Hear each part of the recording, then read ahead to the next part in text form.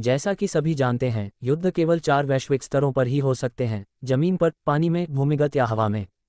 कभी कभी, विशेष रूप से जमीन पर, किसी को दूसरे विमान के प्रतिद्वंद्वी से लड़ना पड़ता था, और जो दुश्मन उड़ सकते थे वे सबसे खराब और सबसे खतरनाक संभावनाओं में से एक थे। यह कोई रहस्य नहीं था कि युद्ध में बेहतर स्थिति महत्वपूर्ण लाभ दे सकती है। जब राक्षस शीर्ष पर था, जमीन से ऊपर मंडरा रहा था, और प्रेत नीचे था, अपने प्रतिद्वंद्वी तक पहुंचने में असमर्थ, प्रेत की जीत की संभावना बहुत कम थी। हालांकि यदि फैंटम के पास शक्तिशाली लंबी दूरी की क्षमता होती तो इससे उनकी संभावनाएं बराबर हो जाती। लेकिन एडम के बारे में क्या? उसके सभी दूरवर्ती हमलों में से उसके पास केवल थर्ड आर्टिफैक्ट विशेषता से प्राप्त वज्र था, लेकिन आयरन स्टिंगरे के खिलाफ उसका प्रयोग करना केवल मूर्खतापूर्ण था। इसलिए एडम के पास केवल एक ही विकल्प बचा था, उसे आयरन स्टिंगरे तक मैन्युअल रूप से पहुंचना था और राक्षस को जमीन पर लाना था। ओह, ऐसा लगता है कि जल्द ही कार्रवाई करने की बारी हमारी होगी, है ना? ओलेक्स ने एडम की हरकतों पर ध्यान से नजर रखते हुए चेहरे पर हल्की मुस्कान के साथ पूछा। तिरेना ने गहरी सहमति में सिर हिलाया। आप शायद सही कह रहे हैं। मैंने तो सोचा था कि वह अधिक ऊर्जा बर्बाद करेगा या अधिक से अधिक गंभीर रूप से घायल हो जाएगा, लेकिन ऐसा लगता है कि उसके बारे में हमारी जानकारी सच है। ओलेक्स ने आराम से अपने हाथों को सिर के पीछे रखते हुए मुस्कुराया। हाँ, ग्रहण के दौरान उसने अपनी पूरी महिमा दिखाई, लेकिन ऐसा लगता है कि जब से वह गढ़ में है वह आराम नहीं कर रहा है जैसा कि हमने सोचा था। ये सभी के लिए समझ में आता है कि वह मजबूत हो गया है, इसलिए शीर्ष 20 राक्षस शायद ही उसके लिए एक योग्य प्रतिद्वंद्वी होगा। ओलेक्स ने कंधे उचका दिए। छप छप, लाल रक्त की बूंदें, जो राक्षस के फटे पंख से बहने वाली लाल धाराओं का केवल एक छोटा सा अंश थी, एडम की केंद्रित आंखों के सामने से गुजरीं। अब उसके चेहरे पर कोई प्रशंसा का भाव नहीं था, न ही कोई पागलपन भरी मुस्कान थी जैसी कि नॉर्थ कीपर के खिलाफ लड़ाई में रेजोनेंस के दौरान थी। वह एक पेशेवर की तरह काम कर रहा था तथा अपने दुश्मन को तब तक व्यवस्थित रूप से कमजोर करता रहा जब तक कि उनकी लड़ाई एक महत्वपूर्ण बिंदु पर नहीं पहुंच गई। इस प्रकार आयरन स्टिंगरे ने पहले ही अपने 6 पंखों में से 3, यानी आधे, खो दिए थे, और अंततः राक्षस अब हवा में अपना भारी वजन नहीं उठा सकता था। 2 पंख दाईं ओर थे, एक बाईं ओर। संतुलन बिगड़ा हुआ था। बाईं ओर के 2 पंख अभी भी आयरन स्टिंगरे को जमीन से ऊपर मंडराते रखने के लिए पर्याप्त थे, लेकिन दूसरी तरफ का एक पंख ऐसा करने में सक्षम नहीं था। फुफकारो, एडम ने पीछे हटकर अपने प्रतिद्वंद्वी के गिरने का इंतजार किया। बेशक एडम राक्षस के ऊपर चढ़कर और उस पर हमला करके आयरन स्टिंगरे को अतिरिक्त नुकसान पहुंचाने की कोशिश कर सकता था, लेकिन ये बहुत जोखिम भरा था। आयरन स्टिंगरे उसके पूरे शरीर में बिजली का रिसाव कर सकता था और एडम को बुरी तरह घायल कर सकता था। ऐसा जोखिम उठाने का कोई मतलब नहीं था। बहुत बढ़िया, मेरा सुझाव है कि आप इसके सिर पर एक सुई फेंकें, धीरे धीरे राक्षस की खोपड़ी में घुसते हुए। मुझे यकीन है कि आयरन स्टिंगरे खुद को बचाने की कोशिश करेगा और बिजली के शॉट से वापस लड़ेगा। हालांकि आयरन स्टिंगरे निश्चित रूप से अब उड़ नहीं पाएगा। 3 पंखों के साथ ऐसा करना असंभव है, सिल्वाना ने गंभीरता से कहा। युद्ध के दौरान वह अक्सर एडम को कुछ संकेत देती थी। वह उसके कार्यों को नियंत्रित नहीं करती थी, लेकिन वह उसे कुछ याद दिला सकती थी जो वह भूल गया था या जिस पर उसने ध्यान नहीं दिया था। इससे एडम को अधिक कुशलता से कार्य करने में मदद मिलती थी। जरूर, हालांकि मैं इसे जल्दी खत्म करना चाहता हूं, लेकिन कभी कभी जल्दबाजी न करना ही बेहतर होता है। मुझे अपने आर्टिफैक्ट को अपग्रेड करने से पहले बस थोड़ा और धैर्य रखने की जरूरत है, एडम ने आत्मविश्वास से कहा, अपनी सुई घुमाते हुए। वह आयरन स्टिंगरे को गौर से देख रहा था और सीधे राक्षस के सिर में सुई घोंपने की तैयारी कर रहा था। वोश! उसी क्षण, इससे पहले कि एडम सुई फेंक पाता, आयरन स्टिंगरे के ऊपर अनेक चमकती हुई किरणें प्रकट हुईं। हालांकि उनमें से कुछ ही बिजली के झटके जैसे दिख रहे थे, जो कि इस राक्षस से अपेक्षित था। क्या बकवास है! आयरन स्टिंगरे पर हो रहे हमलों और उस विशाल राक्षस को लहूलुहान टुकड़ों में फाड़ने से एडम की आंखें चौड़ी हो गईं। फिर आघात तरंग फैल गई, तेजी से एडम के पास पहुंची और उसे एक तरफ फेंक दिया।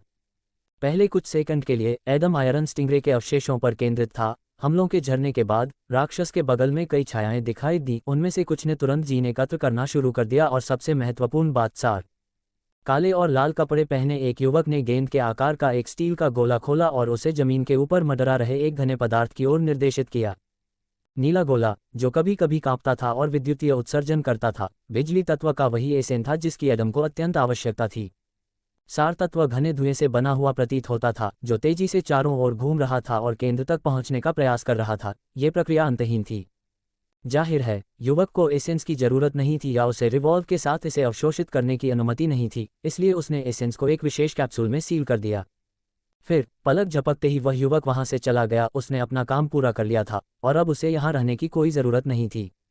उनका उद्देश्य स्पष्ट था, वे एडम को अपनी कलाकृति विकसित नहीं करने देना चाहते थे, लेकिन क्या वह इसके लिए तैयार था? स्पष्टतः नहीं। कमीने, रुको! एडम ने गुस्से से चिल्लाते हुए सुई को जमीन में गाड़ दिया और अचानक रुक गया। उसने क्रोध से अपने दांत भींच लिए, उसके पैरों में बिजली के झटके महसूस होने लगे और वह तेज गति से आगे की ओर भागने लगा। आयरन स्टिंगरे के पास मौजूद अन्य छायाओं को अनदेखा करते हुए उसने उनकी परवाह नहीं की। एडम की गति भयावह थी, जो युवक के डरे हुए चेहरे से स्पष्ट थी। उसे एहसास हुआ कि अगर एडम उस तक पहुंच गया तो यह अंत होगा, और इस गति से ये कुछ ही सेकंड में हो जाएगा। होश! अचानक एडम के सामने काला धुआं दिखाई दिया, जिसमें से एक आकृति दिखाई दी जिसके काले उलझे हुए बाल थे और जिसके सिर पर नींद का मुखौटा लगा हुआ था। उसके शरीर का केवल एक हिस्सा ही दिखाई दे रहा था। मुझे खेद है, लेकिन मैं तुम्हें और आगे नहीं जाने दे सकता। आज तुम्हारा दिन स्पष्ट रूप से खराब है। ओलेक्स ने अपनी ठुड्डी को अहंकारपूर्वक ऊपर उठाते हुए मुस्कराते हुए कहा। वह कौन है? एडम के दिमाग में पहला और एकमात्र सवाल आया, इससे पहले कि ओलेक्स का पैर धुंध से बाहर निकलता, जो एक भूतिया ब्लेड की तरह उसके सिर पर निशाना साध रहा था। एडम, अपना बचाव करो! सिल्वाना ने पूरी ताकत से चिल्लाकर उसे होश में लाते हुए कहा। ये लोअर रिंग से आए हुए प्रेत हैं। वे रूबी ड्यू से होंगे। वे बदला लेने आए हैं। राक्षसों और प्रेतों के बीच एक विशेष संबंध था और वे लगातार एक दूसरे से लड़ते रहते थे। गढ़ के लोगों की ओर से प्रेत शिकारी थे और राक्षस शिकार, लेकिन उनके लिए स्थान बदलना असामान्य नहीं था। लेकिन अगर दो शिकारी लड़ने लगे तो क्या होगा? आमतौर पर यह असंभव था, यहाँ तक कि एडम और इरेन के बीच संघर्ष भी केवल एक संक्षिप्त संघर्ष था जो जल्दी और बिना किसी गंभीर घाव के समाप्त हो गया। हालांकि जब डार्क फैंटम दिखाई दिए, यानी लोअर रिंग से आए फैंटम, तो सब कुछ बदल गया।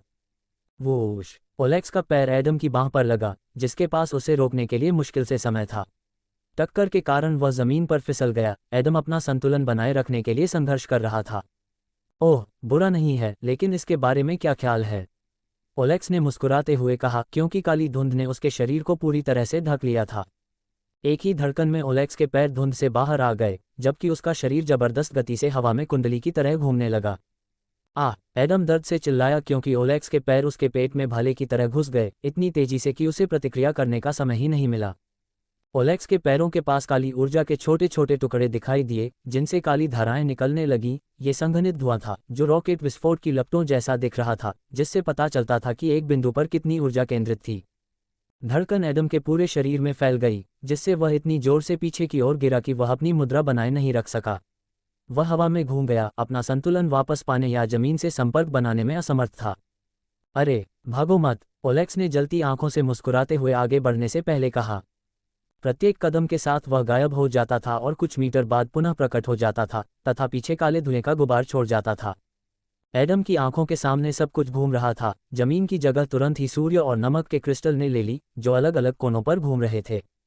वोश! अचानक सूरज की रोशनी गायब हो गई और ओलेक्स काले धुएं में लिपटा हुआ एडम के सामने आ गया। अगली चीज जो एडम ने देखी वह थी ओलेक्स की मुट्ठी, उसके चेहरे पर जोरदार प्रहार।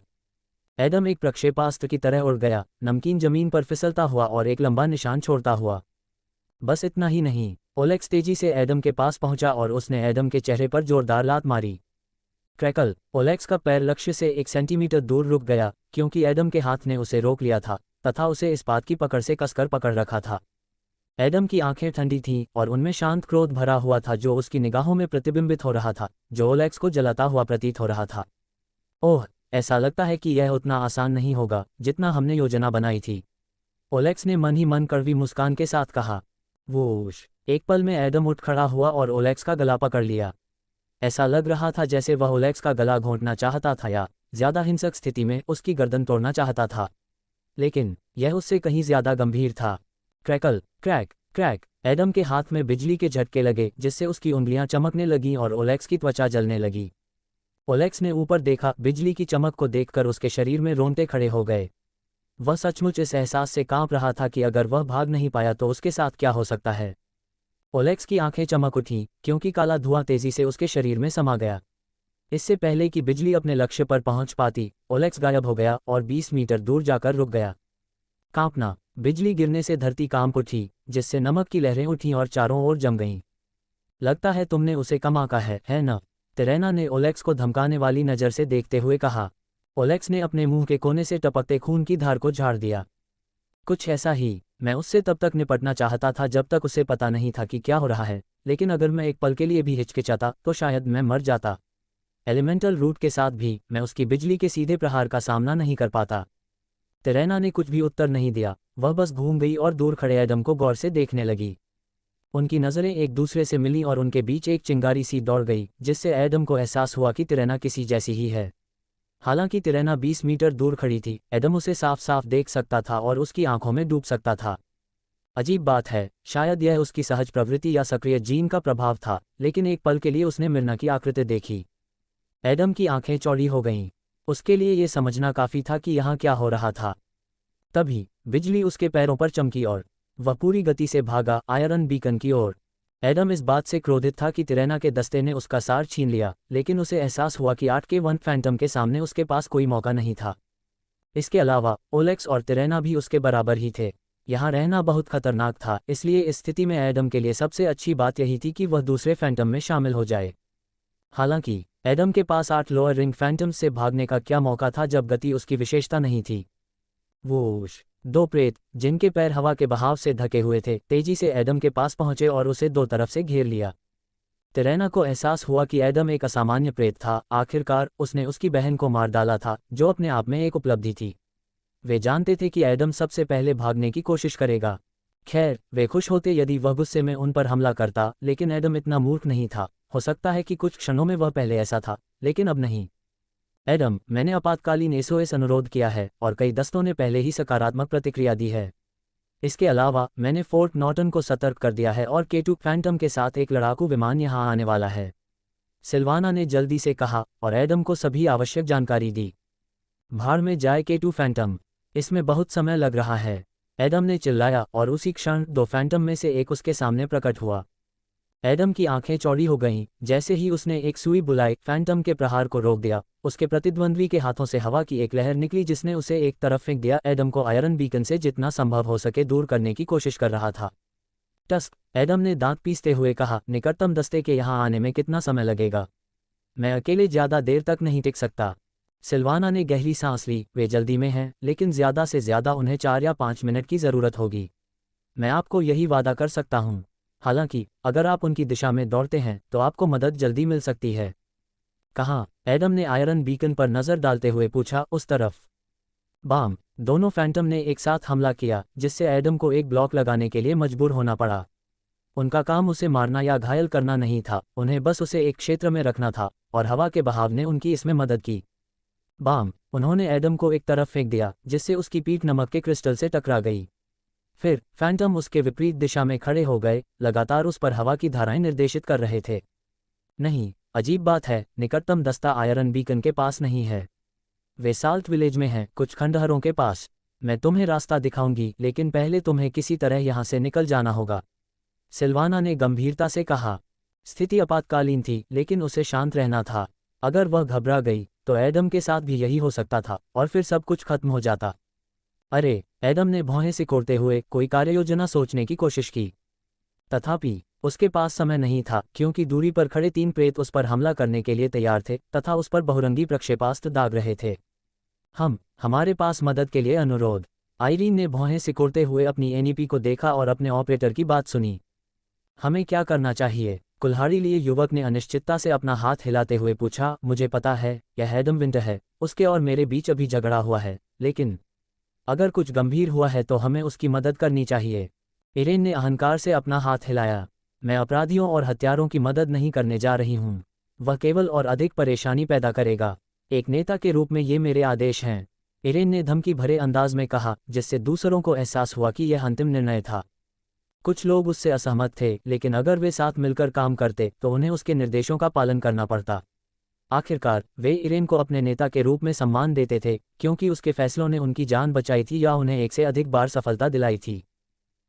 स्टाफ वाली लड़की ने थोड़ा उदास चेहरे के साथ आह भरी। मुझे उम्मीद है कि वह ठीक होगा। हम घायल हैं, और वैसे भी अगर कोई और उसकी मदद करने जाए तो बेहतर होगा। कुल्हाड़ी लिए युवक ने कई बार जल्दी से सिर हिलाकर उससे सहमति जताई। हालांकि लाइट रेन दस्ते में कोई ऐसा था जो अब इरेन के आदेशों की अवहेलना कर रहा था, क्योंकि वह अब उसका अधीनस्थ नहीं था, न ही वह उसकी टीम का सदस्य था। क्रैकल! रोमियो ने दरवाजा खोला, ट्रक से बाहर भागा और चेहरे पर स्पष्ट उत्साह के साथ साल्ट विलेज की ओर चल पड़ा। कई हार्वेस्टर्स ने उसे रोकने की कोशिश की या कम से कम ये पता लगाने की कोशिश की कि क्या हुआ, लेकिन यह व्यर्थ था। रोमियो एडम की मदद करने के लिए दृढ़ था, भले ही वह बहुत दूर था।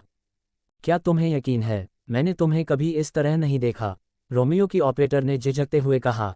हालांकि वह रोमियो को किसी और से बेहतर जानती थी, लेकिन आज वह बहुत अजीब व्यवहार कर रहा था। हाँ, मैंने आज एक अच्छा निर्णय लिया है। मुझे लगता है कि मुझे ये करना ही होगा।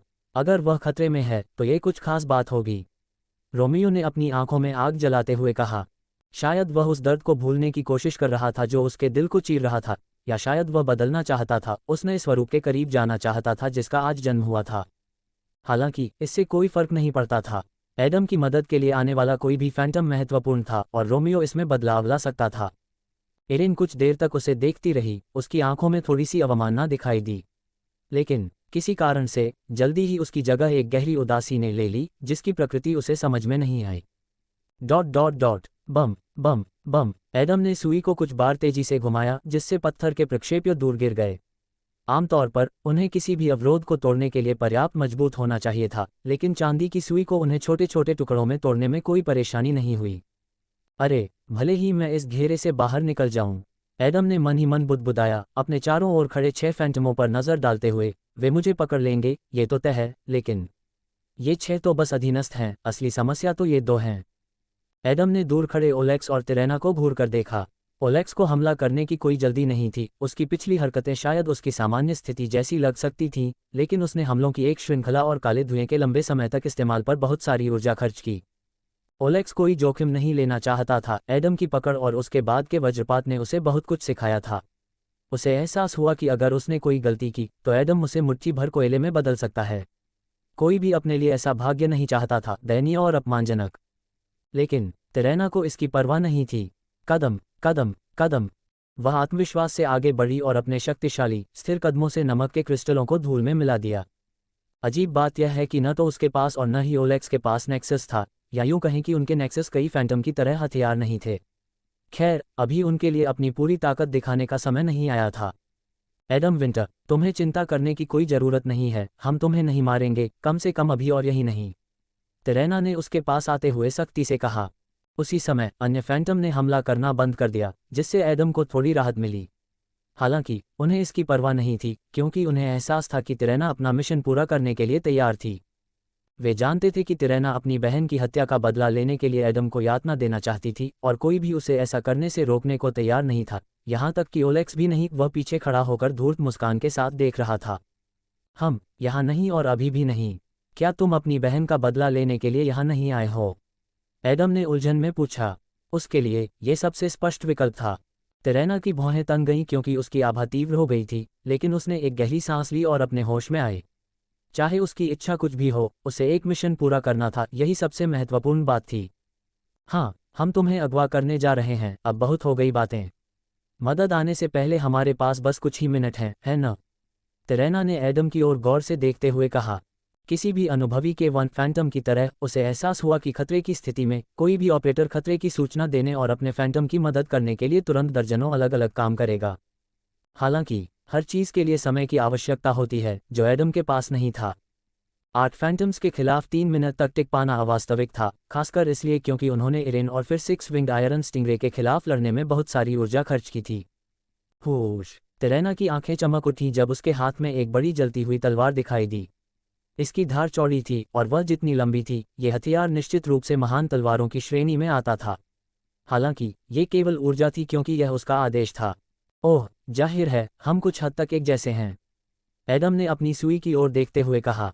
उसका नेक्सस कोई हथियार नहीं था क्योंकि उसके पास पहले से ही एक हथियार था। तिरेना भी ऐसी ही स्थिति में थी। तिरेना ने अपनी तलवार को अपने सिर के ऊपर उठाया और रक्तपिपासा और गहरे क्रोध से भरी अपनी तीव्र निगाह से एडम को जला दिया। तलवार की गर्मी इतनी तीव्र थी कि उसने हवा को विकृत कर दिया, जिससे वह इस प्रकार कांपने लगी मानो तपते रेगिस्तान में हो। एडम ने अन्य प्रेतों की ओर देखा जो आगे बढ़ गए थे और उसे घेरे से बाहर जाने नहीं दे रहे थे। तभी एडम मुस्कुराया, जिससे तिरेना शर्मिंदा हो गई। आप जानते हैं, ईमानदारी से कहूं तो मैं 6 पंखों वाले आयरन स्टिंगरे से थोड़ा निराश हुआ। ये राक्षस नॉर्थ कीपर की ताकत की तुलना में सूरज से पैदल दूरी पर है। मैं एसेंस मॉन्स्टर से थोड़ी अधिक उम्मीद कर रहा था। शायद ये भी अच्छा है कि आपने उस कमजोर एसेंस को हटा दिया। एडम ने अपने हाथ की एक लहर से सुई को रद्द करते हुए कंधे उचका दिए। चांदी के धागे उसकी आंखों के सामने से गुजरे और फिर पूरी तरह से गायब हो गए। तुम क्या बकवास कर रहे हो? तिरैना ने भौहें सिकोड़ते हुए कहा, तुम समय रोकना चाहते हो। तुम सफल नहीं हो पाओगे। एडम ने आह भरी। ठीक है, मैं आपको ये बताना चाहता था कि मैंने अपने नेक्सस का उपयोग नहीं किया, हालांकि यदि आप मुझे देख रहे थे तो आपको ये पता होना चाहिए था। एडम ने दस्ताने को एक दूसरे के खिलाफ मारने से पहले कहा, जिससे प्रत्येक धागा टकरा गया और एक जलपरी की चीख जैसी भयानक आवाज हुई। ध्वनि तरंगें चारों ओर फैल गईं, वे इतनी शक्तिशाली थीं मानो बहुत समय से अपने क्षण की प्रतीक्षा कर रही हों। किसी ने अपना सिर पकड़ लिया, किसी ने भौहें सिकोड़ ली या एक तरफ हट गया, कोई भी इसे अनदेखा नहीं कर सका।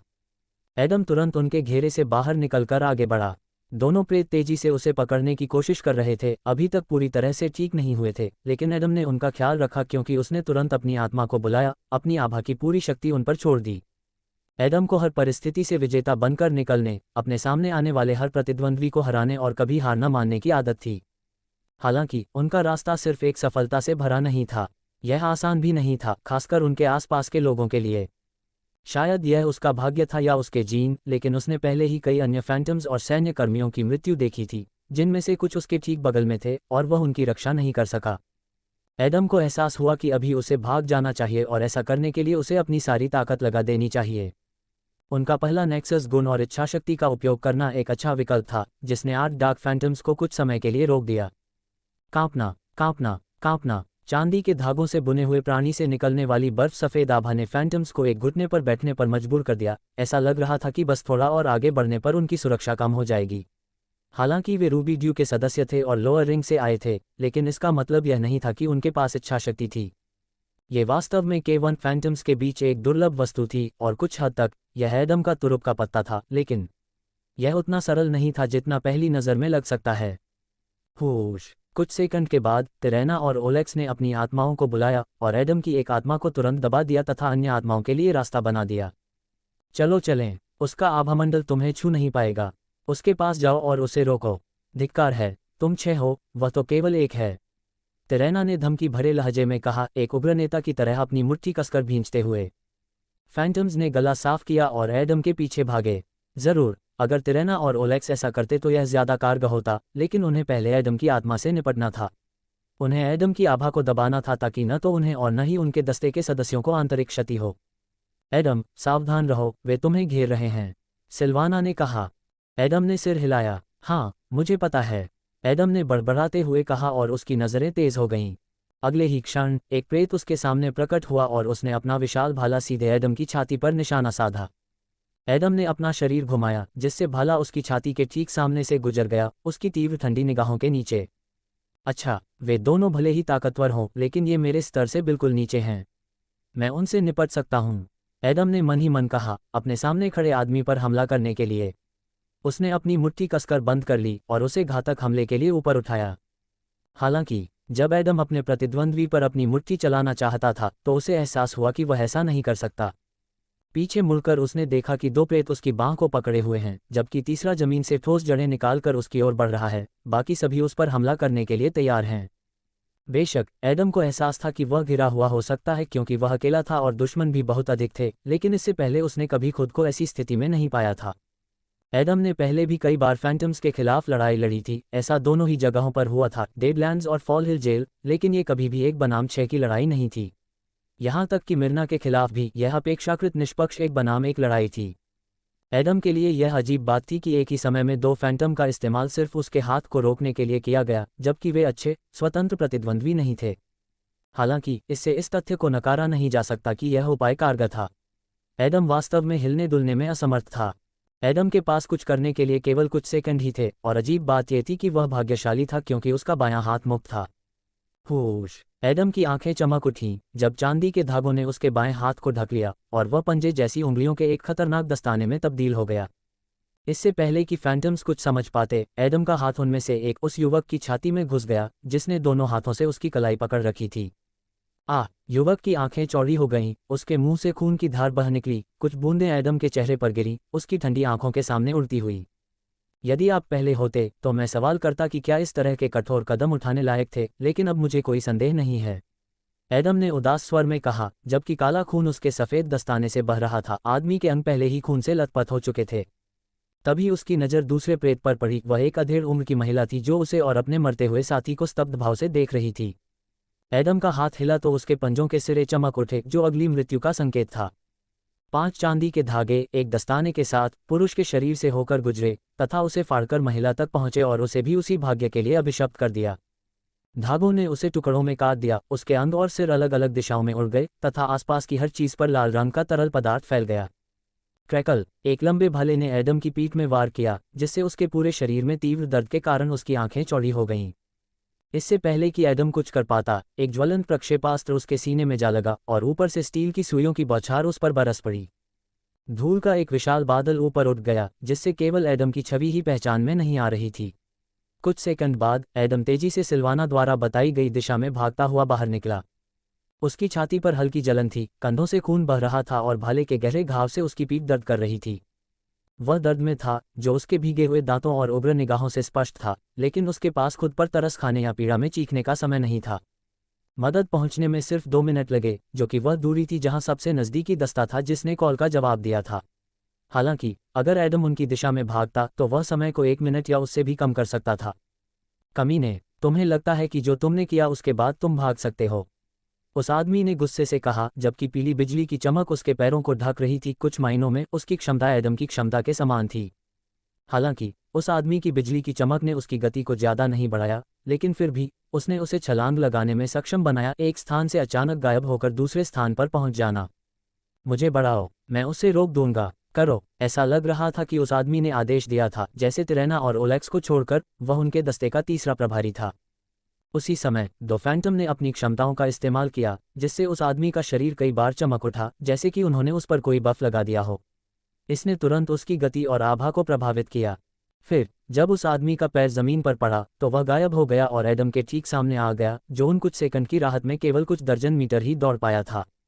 उस आदमी के हाथों में अंबर बिजली से भरा एक लंबा खंजर दिखाई दिया, जो पलक झपकते ही एडम की छाती में घुसने के लिए तैयार था। अरे, मेरे पास बचने का समय नहीं है। एडम की आंखें चौड़ी हो गईं, उसे एहसास हुआ कि उनकी गति में बहुत अंतर था। सबसे अच्छा जो वह कर सकता था वह था अपनी सुई को बुलाना और कम से कम आंशिक रूप से खुद का बचाव करने की कोशिश करना। ऊर्जा के टुकड़ों से चांदी के धागे निकले और सुई बनने की कोशिश करने लगे, लेकिन एडम के पास समय बहुत कम था। उसके पास खुद को बचाने का कोई रास्ता नहीं था। तभी एडम की आंखों में एक बर्फ सा सफेद तीर प्रतिबिंबित हुआ, जिसके पीछे एक शांत पंखुड़ी रह गई, जिसमें से शक्ति और अहंकार झलक रहा था। एक ही झटके में तीर उस आदमी के कंधे में जा लगा और खंजर पकड़े हुए हाथ को अलग कर दिया। दस्ते के पास एडम की सहायता के लिए आने का कोई समय नहीं था, क्योंकि सभी कारकों और समय बीतने के बावजूद एडम को अपने उद्धारकर्ताओं के कथित स्थान तक पहुंचने के लिए अधिक से अधिक 1 किलोमीटर की यात्रा करनी पड़ती। हालांकि किसने कहा कि उसकी मदद करने के लिए फैंटम को उसके ठीक बगल में होना होगा? यहां तक कि बंदूकधारी साधारण लोग भी सैकड़ों मीटर की दूरी से गोली चला सकते हैं, लेकिन यदि वह पेशेवर स्नाइपर राइफल वाला कोई सैन्यकर्मी हो तो 1 किलोमीटर की दूरी भी कोई समस्या नहीं होगी। हालांकि सटीकता में त्रुटि की गुंजाइश हो सकती है। उस स्थिति में क्या इतनी दूरी के वन फैंटम के लिए एक चुनौती हो सकती थी, जो लंबी दूरी के हमलों का सच्चा मास्टर था? हाँ, बिल्कुल निशाने पर, एस्टर ने उत्साह से अपनी मुट्ठी भींचते हुए कहा। एस्टर लाल बालों वाली लड़की थी और बेस्टियन रेडॉन के एक्लिप्स के खिलाफ बचाव के दौरान लेफ्ट नॉर्थ स्क्वाड के 5 कप्तानों में से एक थी। पहले की तरह उसकी आंखें जल रही थीं और उसका भरोसेमंद हथियार उसकी विशाल कुल्हाड़ी थी। चलो, अगर हम कुछ सेकंड पहले यहां पहुंच जाते तो मैं उसके कंधे की बजाय उसके सिर पर गोली मार सकता था। क्या मेरे लिए यहां जल्दी पहुंचने का स्प्रिंग बोर्ड बनना इतना मुश्किल था? भूरे बालों और ठंडी नीली आंखों वाला एक युवक नाराज होकर बड़बड़ाया। ये फ्रेड था, जो इक्लिप्स के दौरान कप्तानों में से एक था। अजीब बात यह है कि वह और एस्टर अब एक साथ काम कर रहे थे। हालांकि बेस्टियन रेडॉन में वे लगातार एक दूसरे से बहस करते थे और पानी और आग की तरह दिखते थे, पूरी तरह से असंगत। पफट, यह मेरी गलती नहीं है कि तुम इतनी धीमी हो। तुम और मैं भागीदार हैं, बराबर की हैसियत। मैं तुम्हारे लिए एक कदम नहीं बनने जा रही हूँ, एस्टर ने गर्व से कहा। फ्रेड ने अपनी आंखें सिकुड़ते हुए अपना पैर उठाया और एस्टर की पीठ पर लात मारते हुए उसे खंडहर के ऊपर से नीचे फेंक दिया। एस्टर हैरान होकर नीचे गिर पड़ी। हालांकि वह एक पल के लिए आश्चर्यचकित हुई, क्योंकि उसे एहसास हुआ कि उनके पास बेकार की बातचीत के लिए समय नहीं था। उसकी निगाहें गंभीर हो गईं और वह अचानक मुड़ी और आत्मविश्वास से जमीन पर उतरी, केवल आगे की ओर भागी एडम की मदद के लिए। एस्तेर के कदम मजबूत और आत्मविश्वास से भरे थे, लेकिन एडम अभी भी दुश्मनों से घिरा हुआ था और एस्तेर को उसके पास पहुंचने में कम से कम 1 मिनट लग गया। फ्रेड ने गहरी सांस ली और अपने धनुष की डोरी को जोर से खींचा। मैंने नहीं सोचा था कि हम ऐसी स्थिति में मिलेंगे, लेकिन चूंकि मैं यहाँ हूँ इसलिए मैं आपकी मदद करने के लिए बाध्य हूँ। फ्रेड ने बड़बड़ाते हुए कहा। उसकी आंखें चौड़ी हो गईं और उसने 1 सेकंड में 3 गोलियां दाग दीं। ये किसी तरह की योग्यता नहीं थी, बल्कि उसकी सर्वोच्च चरम सीमा तक पहुंची हुई महारत थी। उसकी उंगलियों पर कुछ खरोंचें इसका सबूत थीं। होश! 3 तीर तेज गति से हवा के बहाव को चीरते हुए सीधे बिजली के बोल्ट वाले आदमी पर निशाना साधते हुए उड़े। आदमी की आंखें बड़ी हो गईं, फिर वह दर्द और अपने हाथ के बारे में भूल गया जो अभी तक जमीन पर भी नहीं पड़ा था। मुझे यहाँ से निकलना होगा, मुझे जीवित रहना होगा। उस समय वह आदमी केवल इसी बात के बारे में सोच रहा था। उसका पैर जमीन पर लगा और बिजली के झटके से वह 10 मीटर दूर जा गिरा। बेशक उसने अपना एक हाथ खो दिया था और उसका हथियार अब उसके कटे हुए अंग की तरह जमीन पर पड़ा था, लेकिन ये सब ठीक किया जा सकता था। सबसे महत्वपूर्ण बात यह थी कि वह धुंधले तीरों का निशाना न बने। कमीने, ये किसने किया? आदमी ने भारी सांस लेते हुए बड़बड़ाया। भले ही वह इतने गंभीर घाव के बाद भी अपना संयम बनाए रखने में सक्षम था, लेकिन उसे ठीक होने के लिए समय चाहिए था। अरे सावधान! चारों प्रेतों में से एक ने घबराकर ऊपर की ओर इशारा करते हुए चिंतित चेहरा बनाया। विशाल नमक बंजर भूमि को प्रतिबिंबित करने वाले धूसर आकाश के बीच एक विशाल तीर उड़ रहा था, जिसकी नोक विशेष रूप से चमकीली थी, जो प्रत्येक बीतते क्षण के साथ और अधिक तीव्रता से चमक रहा था।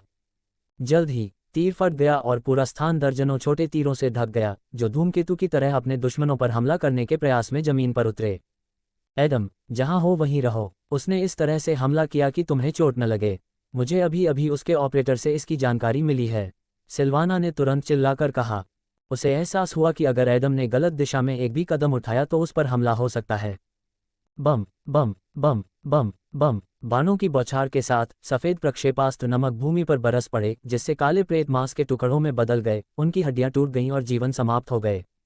एडम ने सांस फूली हुई देखी, हल्की सी थरथराहट के साथ देखा कि कई गोले उसके चेहरे के ठीक सामने गिरे, लेकिन उनमें से किसी ने भी उसे घायल नहीं किया, जैसा कि इरादा था। ये ठीक ऐसे ही मौकों के लिए था कि ऑपरेटरों के बीच त्वरित संचार आवश्यक था। सबसे सक्रिय क्षण में एडम को सफ़ेद चमक के अलावा कुछ भी नहीं दिखाई दिया। उन्होंने पूरे स्थान को इस तरह से घेर लिया जैसे कि सर्वनाश आ गया हो। हाँ, अब मुझे समझ में आया कि उसने उस समय कितने राक्षसों को नष्ट किया था। दूर से देखने पर यह स्पष्ट नहीं होता कि कुछ स्थितियों में ये क्षमता कितनी भयावह हो सकती है। एडम ने अपने चेहरे पर एक कड़वी मुस्कान के साथ मन ही मन बुदबुदाया। हालांकि सिल्वाना ने अभी तक उसे कुछ नहीं बताया था, लेकिन उसे एहसास हो गया था कि कौन उसकी मदद के लिए आया था। उसने ये हमला एक बार पहले भी देखा था और यह मालिक को हमेशा याद रखने के लिए काफ़ी था। कुछ ही सेकंड बाद जब सभी प्रक्षेपास्त्र जमीन पर पहुंच गए तो यह नरक खत्म हो गया। धूल का एक बादल हवा में कई मीटर ऊपर उठ गया, जो धीरे धीरे नीचे बैठ गया और नमक के क्रिस्टल चूर्ण में बदल गए। जैसी कि उम्मीद थी, काले प्रेत मर गए, लेकिन उनमें से केवल 2, वह प्रेत जिसने अपना एक हाथ खो दिया था और दूसरा वह जो चिल्लाया था। अन्य लोग जीवित बचने में सफल रहे, लेकिन भाग्य से नहीं। उन्हें किसी ऐसी चीज से मदद मिली जो फ्रेड की शक्ति के विपरीत थी, कम से कम दिखने में तो काला धुआं। ओलेक्स द्वारा बनाए गए 2 फैंटम को घने काले धुएं के एक विशाल अवरोध ने ढक रखा था। अजीब बात यह है कि यह कई ऊर्जा से भरे तीरों का सामना करने के लिए पर्याप्त टिकाऊ था। फ्रेड, जो दूर खड़ा था और स्थिति को करीब से देख रहा था, भारी भौहें सिकोड़ रहा था। उसने इसे एक विफलता माना और यह उसके लिए अस्वीकार्य था। टस्क, क्या कमीना है! फ्रेड ने गहरी सांस लेने और चारों ओर नज़र घुमाने से पहले गाली दी। जो भी हो, भले ही एडम घायल हो गया है, लेकिन हमारा गुप्त हथियार अभी तक लड़ाई में शामिल नहीं हुआ है। फ्रेड कुछ सेकंड के लिए अपने चेहरे पर आई मुस्कान को रोक नहीं सका। वह खंडहर से नीचे कूद गया। वह युद्ध के मैदान के करीब जाना चाहता था और बेहतर स्थिति में पहुंचना चाहता था। वोश! ओलेक्स ने अपना हाथ घुमाया और अवरोध को हटा दिया। वह शून्य में गायब नहीं हुआ, बल्कि उसकी बांह की ओर बढ़ा और एक विशाल ब्लेड में तब्दील हो गया, जो उसके अंग के साथ साथ उसकी कलाई से और उसके कंधे से आगे तक चला गया। लगता है कि तुमने ये राउंड जीत लिया है ना?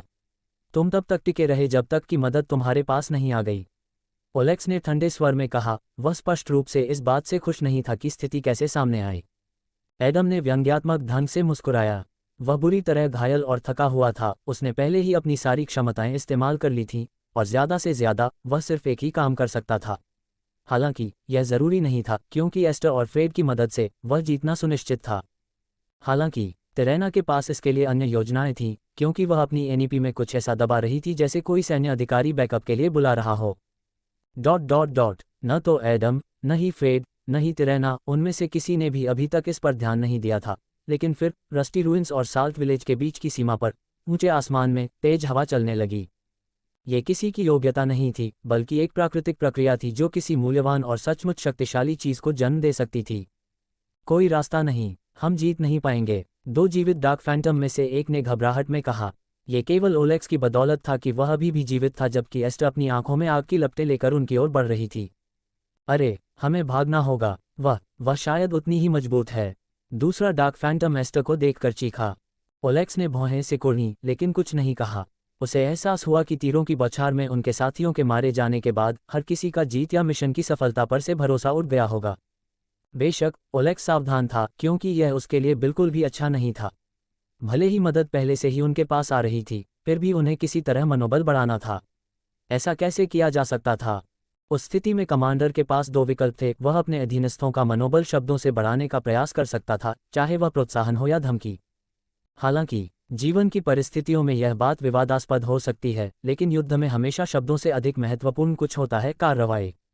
हा, सावधान, एस्टर ने ऊंची छलांग लगाने और एडम के ऊपर उड़ने से पहले कहा। एडम ने ऊपर देखा तो उसके चेहरे पर मुस्कान आ गई। किसी कारण से इससे उसे आत्मविश्वास मिला। एस्टर की आंखें जीवन से भरी हुई थीं, उसकी सक्रिय आभा, और जाहिर है वह बड़ी कुल्हाड़ी जिसे उसने दोनों हाथों से कसकर पकड़ रखा था। कुछ ही सेकंड में एस्टर जमीन पर गिर पड़ी। एक चमकीली चिंगारी उसकी कुल्हाड़ी से नीचे की ओर गई, जिससे वह लाल रंग की लपटों में बदल गई। एडम की आंखें चौड़ी हो गईं, क्योंकि एस्तेर के अलावा आकाश में कुछ और दिखाई दिया। एक विशाल ज्वलंत तलवार लिए एक छाया तेजी से एस्तेर के पास आए और उसके सिर को पकड़ लिया। चलो, क्या तुम्हें लगता है कि तुम मेरी मौजूदगी में जो चाहो कर सकते हो? एडम के विपरीत, हमें तुम्हें न मारने का कोई आदेश नहीं है, तिरेना ने दांत पीसते हुए कहा और फिर एस्तेर को एक तरफ फेंक दिया। यह एक आसान थ्रो था, कोई योग्यता नहीं, ये सब केवल तिरेना की शारीरिक शक्ति पर निर्भर था। हालांकि यह एस्टर को बहुत तेज गति से जमीन पर गिराने के लिए पर्याप्त था, नमक की परतों के नीचे डूबते हुए। तिरेना धीरे धीरे आगे बढ़ते हुए एडम के पास उतरी। हर सांस के साथ उसने अपने कंधों से गर्म भाप बाहर निकाली, जो उसकी ठंडी, आत्मविश्वास भरी आंखों के सामने थी। एक ही पल में उसने खुद को एडम के सामने पाया, और साथ ही अपने घुटने को भी, जो उसके पेट में घुसने वाला था। एडम की पुतलियां सिकुड़ गईं, क्योंकि उसने एक ब्लॉक लगाया। उसे एहसास हुआ कि यह सरल हमला कितना शक्तिशाली था। उसके शरीर में हल्की सी सिहरन दौड़ गई, लेकिन ये तो बस शुरुआत थी, क्योंकि अगली चीज जो एडम ने देखी वह थी एक जलती हुई तलवार जो दाईं ओर से उसकी ओर आ रही थी। एक पल में एडम ने एक सुई बुलाई, जो संभवतः वर्तमान स्थिति में उसकी क्षमता से अधिक थी, और उसने हमले को रोक दिया। कांपना, कांपना, कांपना, एक एक करके चिंगारियां उड़ने लगीं, जबकि आग ने धीरे धीरे एडम के चांदी के धागों को जला दिया, जो उसके लिए असंभव लग रहा था। क्या उसका आदेश मेरे आदेश से ज्यादा शक्तिशाली है? लेकिन क्या ये संभव है? एडम की आंखें चौड़ी हो गईं। उसने अपने कांपते हाथों पर नजर डाली। नहीं, ऐसा कोई तरीका नहीं है जिससे उसका पहला आदेश मेरे धागों को इतनी आसानी से जला सके। एडम को अपनी क्षमताओं पर पूरा भरोसा था, और इसका एक अच्छा कारण भी था। कई लड़ाइयों में केवल विशेष रूप से मजबूत हमले ही उसके धागे को नष्ट करने में सक्षम थे, इसलिए उसे लगा कि यहाँ कुछ गड़बड़ है। रुको, ये तभी अजीब है जब यह उसका पहला ऑर्डर हो, लेकिन ये हो सकता है, एडम ने मन ही मन कहा। उसे अपनी बात पूरी करने का समय भी नहीं मिला था कि तिरेना आगे बढ़ गई। उसकी बाईं मुट्ठी आग की लपटों में घिरी हुई थी, और वह एडम के पेट में जा लगी। एडम ने हमले को रोकने के लिए अपनी हथेली बाहर निकाली, लेकिन ये काफी नहीं था। टक्कर के कारण एडम एक ओर गिर गया, जबकि तिरेना आगे बढ़ता रहा, और उसके पैर जमीन पर पड़ने से पहले ही वह उसके पास पहुंच गया। तिरेना ने अपनी तलवार उठाई, दूसरा हमला करने के लिए। एडम के विपरीत, उसके पास बहुत ताकत थी। उसने अपने दूसरे और पहले आदेश का इस्तेमाल केवल एक बार किया। जब एडम की सुई पूरी तरह से नष्ट हो जाती, तो उसे अपनी सबसे कमजोर क्षमता के लिए ऊर्जा इकट्ठा करने में कुछ मिनट लगते। इसके अलावा एडम पहले से ही शारीरिक रूप से काफी थका हुआ था। अगर तिरेना अलेक्सिया जितनी मजबूत थी, तो यह अभी तय नहीं था। एडम की मौजूदा स्थिति में जीतना नामुमकिन था। इरेन और 6 पंखों वाली आयरन स्टिंगरे के खिलाफ लड़ाई ने उसकी काफी ऊर्जा छीन ली थी, जिसकी अब उसे कमी महसूस हो रही थी। अरे, अगर उन्होंने मुझसे एसेंस नहीं छीना होता, तो शायद चीजें अलग होती। कमीनो, तुमने मुझ पर अभी हमला करने का फैसला क्यों किया? तुम्हें पता ही नहीं था कि मेरा अगला मिशन इतना मुश्किल होगा। लानत है, एडम ने मन ही मन चिल्लाया कि यह स्थिति उसे अंदर तक परेशान कर रही थी, लेकिन वह इसके बारे में कुछ नहीं कर सकता था। उसे किसी तरह जीवित रहना था, किसी तरह इस जगह से भागना था, ठीक होना था, और तय करना था कि आगे क्या करना है। उसके लिए उपयुक्त कोई दूसरा एसेंस मॉन्स्टर ढूंढना असंभव था। 6 पंखों वाला आयरन स्टिंगरे सभी मापदंडों पर परिपूर्ण था। राक्षस शक्तिशाली था, लेकिन अजेय नहीं था, उसके पास सही तत्व थे और उसने विसंगति समूह से एक शक्तिशाली कलाकृति को अवशोषित कर लिया था। शायद एडम अपने चिंतन को जारी रखता, लेकिन उसके पास इसके लिए समय नहीं था क्योंकि तिरैना पहले से ही उसके सामने था। होश! उसी समय कई बर्फ जैसे सफ़ेद तीर हवा की धाराओं को चीरते हुए तिरैना की ओर बढ़े। वह घबराई हुई या भयभीत नहीं दिख रही थी, हालांकि वह इसके लिए तैयार लग रही थी। इससे बच पाना असंभव था क्योंकि फ्रेड की सटीकता अद्भुत थी, वह और भी करीब आ गया था, इसलिए अब वह चूक नहीं सकता था। तिरैना की नज़रें बाईं ओर मुड़ गईं और उसने अपना हाथ घुमाया, मुट्ठी खोली। उसकी हथेली से आग की एक लहर निकली जिसने तीरों को उड़ा दिया और उन्हें नष्ट कर दिया। टस्क, क्या कुतिया है, वह मेरी उम्मीद से ज़्यादा मजबूत है, फ्रेड ने चिढ़कर कहा जब उसकी नज़र एस्टर पर पड़ी जो ज़मीन से उठ रही थी। फ्रेड ने गहरी सांस ली। जो भी हो, एडम इतना कमज़ोर नहीं है कि एक ही हमले में हार जाए, मुझे अपनी स्थिति बदलने की ज़रूरत है। फ्रेड ने एक तरफ जाने से पहले बड़बड़ाया। एक अनुभवी तीरंदाज़ होने के नाते वह जानता था कि एक ही जगह पर रहना अस्वीकार्य है। यह क्या बकवास है, फ्रेड ने मन ही मन सोचा, ऊपर देखते हुए। हवा अजीब तरीके से चल रही थी, बादलों को कई बिंदुओं पर खींच रही थी, मानो किसी बड़े बवंडर की तैयारी कर रही हो। उसी क्षण तिरैना आगे बढ़ी और अपनी ज्वलंत तलवार एडम पर गिरा दी। एडम के पास बचने का समय नहीं था, इसलिए उसे बस इस उम्मीद के साथ वार सहना पड़ा कि उसका एलिमेंटल रूट उसे कम नुकसान पहुंचाने में मदद करेगा। ये संभव था, लेकिन वह जलकर राख होने वाला था। होश! इससे पहले कि ज्वलंत तलवार उस पर गिरने वाली थी, एडम की आंखों के सामने कई तीर उड़ गए, लेकिन ये फ्रेड नहीं था। फ्रेड के तीर संपीड़ित सफ़ेद धुंध के समान थे, शांत और राजसी, जबकि ये बर्फीले, कांपते और अनिश्चित थे, लेकिन किसी भी कीमत पर मदद करने को तैयार थे। बर्फ के तीरों और ज्वलंत तलवार के टकराव के कारण भाप की धाराएं बाहर की ओर निकलीं, जिससे एडम को कुछ क्षणों के लिए एक तरफ उछलने का मौका मिला, तथा उसके एक सेकंड बाद ही तलवार जमीन की ओर गिर पड़ी। नमक की लहरें ऊपर की ओर उड़ती हुई एडम की आंखों के सामने से गुजर रही थीं, जो बगल की ओर थी, भारी सांस लेते उस युवक की ओर जो समय पर पहुंचने की बहुत जल्दी में था। खैर, रोमियो सफल रहा, उसने एडम को बचा लिया था। अच्छा, ऐसा लगता है कि मैंने ये सब कुछ बिना वजह नहीं किया। एडम मुस्कुराया। चाहे वह एडम हो या कोई और फैंटम, मुश्किल हालात में एक दूसरे की मदद करना फैंटम का फर्ज था। बेशक कुछ लोग इरेन की तरह मना कर सकते हैं क्योंकि कोई भी उन्हें मजबूर नहीं कर सकता, लेकिन ज़्यादातर फैंटम मुसीबत में फंसे किसी भी साथी फैंटम की मदद करने को तैयार रहते हैं। फ्रेड, एस्टर और रोमियो यहाँ थे, और इसी कारण से कुछ अन्य K1 स्क्वाड जो आयरन बीकन के पास या साल्ट विलेज के पास के खंडहरों में थे, वे भी यहाँ आ रहे थे। हालांकि विशेष रूप से खतरनाक स्थितियों में जब लोअर रिंग से कोई शक्तिशाली राक्षस या आक्रामक प्रेत प्रकट होता है तो गढ़ सीधे केंद्र से मदद भेजता है। ये हमेशा एक मजबूत प्रेत होता था। कभी कभी ये डेमियन जैसा कोई व्यक्ति भी हो सकता है जो द्वितीय श्रेणी के फैंटमों में से एक है, लेकिन यह अधिकतर उसकी सनक पर आधारित होता है, और केवल तभी जब मिशन जल्दी से समाप्त हो सके ताकि वह अपना बहुमूल्य समय बर्बाद न करे। इस बार डार्क फाइटर तेजी से आयरन बीकन की ओर बढ़ रहा था। अंदर केवल एक K2 फैंटम था, लेकिन इस तरह के मिशन के लिए यह पर्याप्त से अधिक था। चाहे तिरैना और ओलेक्स कितने भी शक्तिशाली क्यों न हों, वे K2 फैंटम के सामने कुछ भी नहीं थे, विशेषकर ये देखते हुए कि फ्रेड, एस्टर और एडम भी युद्ध के मैदान में थे। शांत आंखों और छोटे काले बालों वाला एक आदमी तेजी से गुजरते बादलों को देख रहा था। आयरन बीकन लगभग 30 सेकंड दूर था और वह अपनी जगह पर पहुंच चुका था। खैर, किसने सोचा था कि यह इस तरह होगा? प्रागो ने सोच विचार कर आगे की ओर देखते हुए कहा। कुछ समय पहले वे मौत से लड़ रहे थे और अब प्रागो एडम को बचाने के लिए एक बचाव अभियान पर जा रहा था। क्रैकल, एक नुकीली नोक वाला विशाल पत्थर कॉकपिट में घुस गया, जिससे पायलट की मौत हो गई तथा लड़ाकू विमान रुक गया। Ads by pub future. प्रागो की आंखें चौड़ी हो गईं जब वह अचानक खड़ा हुआ और काले रंग का केस खोला तथा अपना नेक्सस निकाला, जो एक विशाल परशु था जिसमें गहरे नीले रंग का तेज ब्लेड लगा था। उसे बिल्कुल भी उम्मीद नहीं थी कि कोई उसके लड़ाकू विमानों पर सीधा हमला करेगा, लेकिन उसके पास इस बारे में चिंता करने के लिए समय बर्बाद करने का समय नहीं था। पायलट पहले ही मर चुका था और सबसे अच्छी बात जो वह कर सकता था वह था लड़ने के लिए तैयार होना। वोश! प्रागो लड़ाकू विमान से कूदकर आगे बढ़ा। उसने पीछे मुड़कर देखा तो दर्जनों चट्टानों ने लड़ाकू विमान को नष्ट कर दिया था। फिर प्रागो ने नीचे देखा, उसकी नज़र एक नाजुक सी दिखने वाली लड़की पर पड़ी जिसके 2 लंबे लाल रंग के बाल थे और उसके चेहरे पर एक आत्मविश्वास भरी मुस्कान थी। हालांकि उसकी मांसपेशियां किसी भी आदमी की ईर्ष्या का कारण बन सकती थीं, वे बहुत बड़ी नहीं थीं, लेकिन वे स्टील की टहनियों की तरह सख्त और मजबूत थीं। अगर तुम जीना चाहते हो तो भागो, लड़की ने प्रेगो की तरफ हाथ दिखाते हुए कहा। उसकी कलाई पर एक काली एनीपी थी। प्रेगो को यह समझने के लिए कि यहाँ क्या हो रहा है, ये काफ़ी था। ओह, मैं समझ गया, प्रागो ने शांत भाव से कहा, जबकि हवा के झोंकों ने उसका लंबा कोट उठा दिया। लड़की ने गला साफ किया।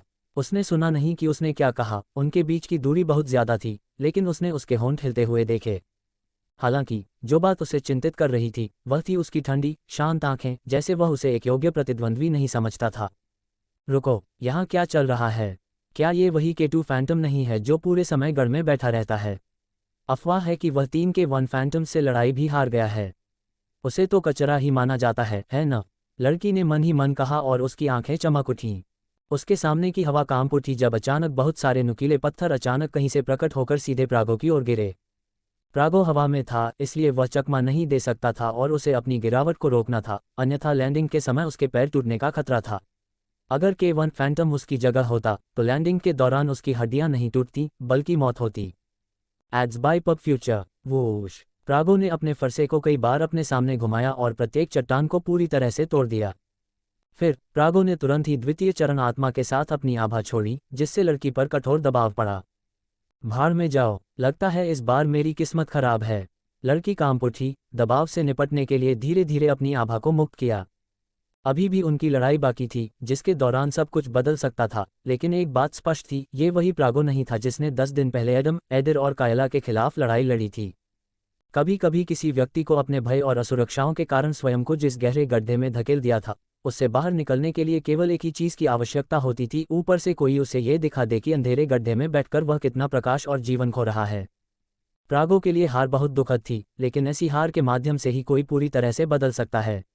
मजबूत बनने में ज्यादा समय नहीं लगा और प्रागो के मामले में उसे बस आगे बढ़ने की जरूरत थी, इसके लिए दृढ़ संकल्प की जरूरत थी। ... हालांकि अगर प्रागो विजेता भी होता तो भी यह जल्दी नहीं होता, और इसके अलावा लड़ाई के दौरान कुछ भी हो सकता था। अब एडम, फ्रेड और अन्य लोगों ने अपने के 2 उद्धारकर्ता को खो दिया था, लेकिन तिरेना और ओलेक्स भी उसी स्थिति में थे। वह छोटा सा बच्चा कौन है? तिरेना ने भौहें सिकोड़ते हुए रोमियो की ओर देखा। रोमियो दूर खड़ा था, जरूरत पड़ने पर नए तीर चलाने के लिए तैयार था। उसे एहसास था कि इस दूरी से तिरेना उसे नुकसान नहीं पहुंचा सकती। दरअसल तिरेना मुश्किल स्थिति में थी, एस्टर और एडम मिलकर उसे परास्त करने के लिए काफी मजबूत थे, एडम की थकावट के बावजूद भी। फ्रेड और रोमियो किसी भी समय उस पर गोली चला सकते थे और वह कुछ नहीं कर सकती थी क्योंकि वे खुले में थे। क्या मुझे उससे निपटना चाहिए? ओलेक्स ने पूछा, जब काला धुआं उसके शरीर को ढकने लगा। तिरेना ने अपना सिर हिलाते हुए उन खंडहरों की ओर देखा जो उनसे लगभग 1 किलोमीटर दूर थे। नहीं, योजना अभी भी वही है, बस उसे भागने मत देना। अब स्थिति पूरी तरह बदल गई है, क्योंकि समय उनके लिए कम है, हमारे लिए नहीं। तिरेना ने एडम पर तलवार तानते हुए धमकी भरे अंदाज में कहा। वह किस बारे में बात कर रही है? एस्टेर ने हैरान होकर कहा, अपने सिर के पीछे के हिस्से को रगड़ते हुए, और एडम के पास पहुंची। एडम ने मुस्कुराते हुए अपना हाथ हिलाया। काफी समय हो गया है न? एस्टर कड़वी मुस्कान के साथ मुस्कुराई, क्योंकि उसकी आंखों में फिर से ज्वाला दिखाई दी। हाँ, वापस युद्ध में, जैसा कि होना चाहिए, एस्टर ने जोरदार ढंग से कहा। फ्रेड, जो उन्हें देख रहा था, ने अपना सिर हिलाया। अरे, क्या तुम थोड़ा और गंभीर नहीं हो सकते? एक दिन वह इसी वजह से मर जाएगी, ऐसा होना तय है। फ्रेड ने सोचा, गोली चलाने की तैयारी कर रहा था, लेकिन किसी चीज ने उसका ध्यान भटका दिया। जल्द ही हर कोई ध्यान देने लगा, सिर्फ फ्रेड ही नहीं, क्योंकि दूर के खंडहरों से कई दर्जन छायाएं दिखाई दीं। उन्हें ये समझने में बस कुछ ही पल लगे कि तिरेना किस बारे में बात कर रही थी, क्योंकि अब उन्हें फिर से भागना था, लड़ना नहीं था। हम जा रहे हैं, एस्टर ने अपनी कुल्हाड़ी को कसकर पकड़ते हुए अनिश्चितता से पूछा। वह लड़ने के लिए तैयार थी, लेकिन आत्महत्या करने के लिए तैयार नहीं थी। एडम कुछ कहना चाहता था, लेकिन सिल्वाना की कठोर आवाज ने उसे रोक दिया। एडम, ऊपर देखो, सिल्वाना चिल्लाया। एडम ने तुरंत ऐसा किया और देखा कि उनके क्षेत्र के ठीक ऊपर 3 विशाल भंवर स्थित हैं। भंवरों के बीच लगातार शक्तिशाली और आक्रामक बिजली चमक रही थी, जिससे पता चल रहा था कि यहाँ मुख्य शक्ति हवा नहीं बल्कि बिजली थी। फिर भंवर केंद्र में उज्ज्वल चमक के साथ जमीन पर उतरे और जमीन पर कुछ वस्तुओं का निर्माण किया, जिसमें एक शक्तिशाली, सघन ऊर्जा थी जो केवल कलाकृतियों में ही हो सकती है। विसंगतियों का मुख्य खतरा यह था कि वे कहीं भी, कभी भी प्रकट हो सकती थीं। यहाँ तक कि गढ़ भी अपवाद नहीं था, लेकिन ये शक्तिशाली प्रेतों द्वारा संरक्षित था जो विसंगतियों में बदलने की ऊर्जा के सभी प्रयासों को तुरंत खत्म कर देते थे। हालांकि डेडलैंड्स एक अलग मामला था। यह विसंगतियों के प्रकट होने के लिए एकदम सही जगह थी, क्योंकि कोई भी इसे रोकने वाला नहीं था, और इसके अलावा डेडलैंड्स में लगातार लड़ाइयाँ होती थीं जो छुट्टी की ऊर्जा का स्रोत थीं। इस प्रकार प्रेतों और राक्षसों के बीच लोकप्रिय स्थानों में विसंगतियों का प्रकट होना असामान्य नहीं था, जिसके कारण और अधिक राक्षस और प्रेत वहां आ जाते थे। यह एक स्नोबॉल प्रभाव और एक लूप था। यह क्या बकवास है, ओलेक्स ने अविश्वास में बड़बड़ाया। बेशक उसके जैसे अनुभवी फैंटम को पता था कि अब क्या हो रहा है, लेकिन वह कल्पना नहीं कर सकता था कि उनकी किस्मत इतनी क्रूर थी। खैर, अगर उन्हें पता होता कि उनके बीच कितने नेचुरल बोर्न फैंटम इकट्ठे हुए हैं। आयरन बीकन और साल्ट विलेज के खंडहरों के पास सैकड़ों और फैंटम को देखते हुए उनका आश्चर्य विनम्रता में बदल जाता। हालांकि भले ही दर्जनों या सैकड़ों नेचुरल बॉर्न फैंटम सक्रिय रूप से राक्षसों से लड़ रहे हों, लेकिन ये गारंटी नहीं होगी कि कोई विसंगति, यहाँ तक कि सबसे सरल भी, दिखाई देगी। अन्यथा गढ़ सक्रिय रूप से इसका उपयोग विसंगतियों को पैदा करने के लिए करेगा जहां भी इसकी आवश्यकता होगी। कांपना, कांपना, कांपना। जब कलाकृतियों से बिजली के झटके निकले तो जमीन भूकंप की तरह हिल गई। अभी तक ये निर्धारित नहीं किया जा सका था कि ये कलाकृतियां किस दुर्लभता स्तर की थीं, लेकिन ये सभी के लिए स्पष्ट था कि यह कम से कम प्रथम दुर्लभता स्तर की थीं। आमतौर पर ऐसी स्थिति में मिशन विभाग कलाकृतियों के लिए ऑर्डर वितरित करने का सबसे महत्वपूर्ण कार्य करता था, ताकि सभी दस्तों के पास काम हो। इसके अलावा सेना हमेशा इसमें शामिल रहती थी, ऑपरेटरों को सूचित करती थी और उनके साथ मिलकर कार्ययोजना बनाती थी ताकि कलाकृतियों को ले जाया जा सके और राक्षसों को यथासंभव शीघ्रता और कुशलता से नष्ट किया जा सके। हालांकि ये स्पष्ट रूप से ऐसी स्थिति नहीं थी जहां सामान्य नियम और तंत्र काम करते। हाँ, ये सब डार्क फैंटम्स के बारे में था, जिनकी संख्या कुछ हद तक चौंका देने वाली थी। क्या हम क्या करें? एस्तेर ने अनिश्चितता से पूछा, नमक के बंजर इलाके में फैलती बिजली की चमक को देखते हुए। वहां केवल 3 विसंगतियां थीं, लेकिन उन्हें एक समूह मानने के लिए यह पर्याप्त था, और वे बिल्कुल केंद्र में थीं। क्रैकल। उसी क्षण विद्युत ऊर्जा से भरे राक्षस जमीन से निकलने लगे। इलेक्ट्रिक ईल की तरह वह राक्षस जिसे एडम ने अपनी कलाकृति प्राप्त करने के लिए शुरुआत में हराया था, ये राक्षस असामान्य थे। यह एक अलग प्रकार नहीं था, क्योंकि ऐसे राक्षस इसके लिए पर्याप्त मजबूत नहीं थे और केवल विसंगतियों में ही दिखाई दे सकते थे। हालांकि लगभग हमेशा एक राक्षस या किसी अन्य का असामान्य संस्करण सामान्य से थोड़ा अधिक शक्तिशाली होता था, खासकर यदि फैंटम में कोई अनुपयुक्त तत्व होता था। उनमें से काफ़ी सारे हैं, लेकिन वे सभी एसेंस टाइप नहीं हैं। एसेंस मॉन्स्टर्स की तुलना में ये कुछ भी नहीं है। एडम ने गहरी निगाह से बगल की ओर देखते हुए सोचा। अंदर ही अंदर उसे अभी भी सार प्राप्त करने और इस तरह इस लड़ाई को जीतने की उम्मीद थी, लेकिन उसने महसूस किया कि यह बिल्कुल असंभव था। यहाँ तक कि अगर किसी राक्षस ने अभी 3 कलाकृतियों में से एक को अवशोषित करने का फैसला किया, तो सार प्रकार में बदलने में काफ़ी समय लगेगा, और ये देखते हुए कि यहाँ कितने प्रेत थे, किसी भी राक्षस को ऐसा विशेषाधिकार नहीं मिलेगा। चलो, जो भी हो, मुझे अभी इस बारे में नहीं सोचना चाहिए। मेरे पास अभी भी एसेंस पाने का मौका होगा, लेकिन पहले मुझे यहाँ से जिंदा निकलना होगा। एडम ने मन ही मन चारों ओर देखते हुए कहा। तिरैना के बैकअप डार्क फैंटम उत्तर की ओर से आ रहे थे। तिरैना, ओलेक्स और 2 फैंटम पश्चिम की ओर थे। एडम, एस्टर, फ्रेड और रोमियो पूर्व की ओर थे, और बड़ी संख्या में फैंटम दक्षिण की ओर से आ रहे थे। इन प्रेतों का एक छोटा सा हिस्सा वह मदद थी जो शुरू में आ रही थी लेकिन अब इस क्षेत्र में पहुंची थी। हालांकि बाकी, यानी उनमें से ज्यादातर सिर्फ कलाकृतियां चाहने वाले यादृच्छिक दस्ते थे। उन्हें ये भी नहीं पता था कि डार्क फैंटम यहाँ थे और एडम मुश्किल में था। हालांकि ऑपरेटर अपना काम कर रहे थे और जल्द ही सभी को पता चल जाएगा कि यहाँ क्या चल रहा है। बेशक वहाँ केवल 3 कलाकृतियां थीं, लेकिन चूंकि यह एक समूह था, इसलिए विसंगतियां बढ़ती रहीं। पहले 3 के बीच मुख्य विसंगतियां धीरे धीरे अन्य दिखाई दी, उतनी शक्तिशाली नहीं और कमजोर कलाकृतियों के साथ, लेकिन वे वहाँ थीं। बिजली के बोल्ट नमक की सतह को काटते हुए एक दूसरे के लिए संघर्ष कर रहे थे। एडम, आपको सभी को एक साथ मिलकर काम करना चाहिए और घटनाओं के सामने आने का इंतजार करना चाहिए। अभी आपकी मुख्य चिंता उस नरसंहार के केंद्र में न रहना है जो शुरू होने वाला है। सिल्वाना ने गंभीरता से कहा। स्थिति जटिल थी, क्योंकि एडम के पास सिर्फ उसकी सुई थी, वह बाकी काम करने के लिए बहुत थक गया था। जरूर, तो फिर चलो वहां चलें, एडम ने कहा। एस्तेर का हाथ पकड़कर आगे की ओर बढ़ा।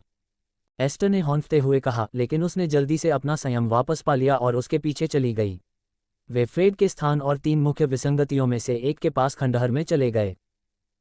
रोमियो हर चीज से परे था, इसलिए जब एडम और एस्टर भाग गए तो उसके चेहरे पर उलझन भरी अभिव्यक्ति थी। उसे समझ नहीं आ रहा था कि क्या करे, उसने कभी ऐसी अराजक परिस्थितियों में काम नहीं किया था। रोमियो, क्या तुम मुझे सुन सकते हो? अजीब बात यह थी कि यह रोमियो का ऑपरेटर नहीं था। आवाज महिला की थी, लेकिन उसके लिए पूरी तरह अपरिचित थी। हाँ, आप कौन हैं? रोमियो ने उत्सुकता से पूछा। मेरा नाम सिल्वाना है, मैं एडम की ऑपरेटर हूँ। मैं समय समय पर आपको जानकारी देती रहूंगी। एक तरह से मैं ऑपरेटर की तरफ से आपकी टीम चलाती हूँ, क्योंकि एडम इस केस में अहम कड़ी है। क्या आप समझ रहे हैं? सिल्वाना ने गंभीरता से कहा। यदि हाल ही में एडम के प्रति उसकी आवाज़ में थोड़ी गर्मजोशी आ गई थी, तो भी वह दूसरों के प्रति अभी भी उतनी ही सख्त और ठंडी थी जितनी पहले हुआ करती थी। ज़रूर, मैं समझ गया, रोमियो ने ज़ोर से कहा। मुझे क्या करना होगा? शुरुआत के लिए दूसरों के साथ मिल जाओ। तुम्हारा काम एडम को कवर करना होगा, मुख्य युद्ध कार्य एस्टर और फ्रेड संभालेंगे। समझ गया, रोमियो ने आगे भागने से पहले जल्दी से जवाब दिया। वह बेवकूफ़ नहीं था और उसे एहसास था कि वह लंबे समय तक अकेले एक जगह पर नहीं रह सकता। तिरेना और ओलेक्स ने एक दूसरे की तरफ देखा। वे भविष्य नहीं देख सकते थे, उन्हें उम्मीद नहीं थी कि विसंगतियां अभी दिखाई देंगी, इसलिए उन्हें जल्दी से काम करना पड़ा। हम पीछे नहीं हट सकते, हमने इसके लिए बहुत अधिक संसाधनों का उपयोग कर लिया है, इसलिए केवल एक ही विकल्प बचा है न? ओलेक्स ने एडम और एस्टर की ओर गौर से देखते हुए कहा, जो पहले ही बहुत दूर भाग चुके थे। तिरेना ने ठंडी निगाह से सिर हिलाया। वे बिना कुछ कहे ही एक दूसरे को समझ लेते थे, यह इतने लंबे समय तक एक साथ रहने का एक लाभ था। ओलेक्स ने अपना हाथ बढ़ाकर तिरेना की पीठ को छुआ और उसके चारों ओर गहरा धुआं छा गया। वह एक ही समय में उन दोनों को हिला नहीं सकता था, इसलिए धुआं उसकी ओर बढ़ गया। उसी क्षण तिरेना का शरीर कांप उठा, क्योंकि उसने स्वयं को एस्तेर और एडम से कुछ ही मीटर की दूरी पर पाया। उसकी तलवार उसके सिर के ऊपर ऊंची उठी हुई थी। एडम ने पलटकर देखा, उसकी पुतलियां तिरेना की शिकारी निगाहों और उसकी तलवार को देखकर सिकुड़ गईं, जो पहले से ही उन पर निशाना साध रही थी। वोश! जमीन हिली और उनके बीच में नमक की परतों के नीचे से एक लंबी छाया उभरी और तेज गति से ऊपर की ओर बढ़ी, जिसका लक्ष्य आकाश की ओर था और अपने विशाल शरीर से छाया बना रही थी। 10 मिनट पहले नमक बंजर भूमि के बीच में केवल कुछ ही लोग थे। रूबीड्यू के काले प्रेत तिरेना के नेतृत्व में एडम का शिकार कर रहे थे, लेकिन मृत भूमि में कभी कभी 10 मिनट अनंतकाल की तरह होते थे, जिसके दौरान सब कुछ बदल सकता था। जो कुछ फैंटम्स के लिए युद्ध का मैदान था, वह नरसंहार में बदल गया, जहां हर कोई जीवित नहीं बच सका। जाहिर है, डार्क फैंटम तिरेना और ओलेक्स का समर्थन करेंगे, क्योंकि वे उनकी सहायता के लिए आए थे, इसलिए वे ऊपरी रिंग के फैंटम से लड़ेंगे, जिनकी संख्या वहां बहुसंख्यक थी। हालांकि प्रेतों का घर डेडलैंड्स नहीं था, बल्कि गढ़ था, और वे मालिक नहीं थे, बल्कि राक्षस थे। हुश! एक विशालकाय सेंटीपीड जिसके शरीर में बिजली के झटके दौड़ रहे थे और जिसके नुकीले सिरे वाले सैकड़ों पैर थे, धरती की परतों के नीचे से बाहर निकला तथा प्रति सेकंड कई बार अपने भयानक जबड़े भींचते हुए एक भयानक चट चट की आवाज निकालता हुआ। यदि यह चाहता तो प्राचीन मिथकों के सर्प की तरह किसी ऊंची इमारत के चारों ओर चक्कर लगा सकता था, और इसका एकमात्र उद्देश्य था अपनी नज़र में आने वाले किसी भी व्यक्ति में भय उत्पन्न करना। नमक की लहरों ने तिरेना और एडम और एस्टर को और दूर धकेल दिया। अजीब बात यह है कि राक्षस की उपस्थिति ने एडम और एस्टर को तिरेना के तेज हमले से बचने में मदद की, क्योंकि ओलेक्स अब उसे हिला नहीं सकता था। पहले उसे उसके करीब जाना था और उसकी ऊर्जा को बहाल करना था। अरे, तुम कहाँ से आए हो? तिरेना ने गुस्से से चिल्लाते हुए कलाबाजी की और कुछ मीटर दूर जाकर गिरी। उसने सेंटीपीड की तरफ देखा, जिसका शरीर तेजी से हिल रहा था, क्योंकि राक्षस अभी तक पूरी तरह से जमीन से बाहर नहीं निकला था। जिस तरह से बिजली के झटके सेंटीपीड के शरीर से गुजर रहे थे, उससे यह स्पष्ट था कि यह राक्षस विसंगतियों के साथ प्रकट हुआ था। उसी समय कई कीट जैसे राक्षस जमीन से उभरे, जिनके लंबे पैर चिटिन से ढके हुए थे और आगे के पैर खंजर की तरह नुकीले थे। उनके शरीर चमक रहे थे और वे तेजी से तिरेना की ओर भागे, जो उसका पहला लक्ष्य था। हालांकि तिरेना स्पष्ट रूप से ऐसे कमजोर राक्षसों के लिए सबसे अच्छा विकल्प नहीं था। दूर हो जाओ! तिरेना ने गुस्से से चिल्लाते हुए अपनी तलवार नीचे गिरा दी, जिससे आग की एक लहर जमीन पर फैल गई। एक ही पल में आग की लपटों ने राक्षसों को मुट्ठी भर राख में बदल दिया, जो एक क्षण में हवा के तेज बहाव के साथ उड़ गए। कदम! तिरेना अपनी लपटें बंद होने से पहले ही आगे बढ़ गई और तेज गति से आगे बढ़ी। आग की लपटें सेंटीपीड तक पहुंच गईं, जिससे उसकी सुरक्षात्मक प्लेटें चमक उठीं, लेकिन इतने मजबूत कवच को भेदने में असमर्थ रहीं। राक्षस इस बात से क्रोधित था कि तिरेना ने उस पर हमला किया था, भले ही सेंटीपीड उसका लक्ष्य नहीं था।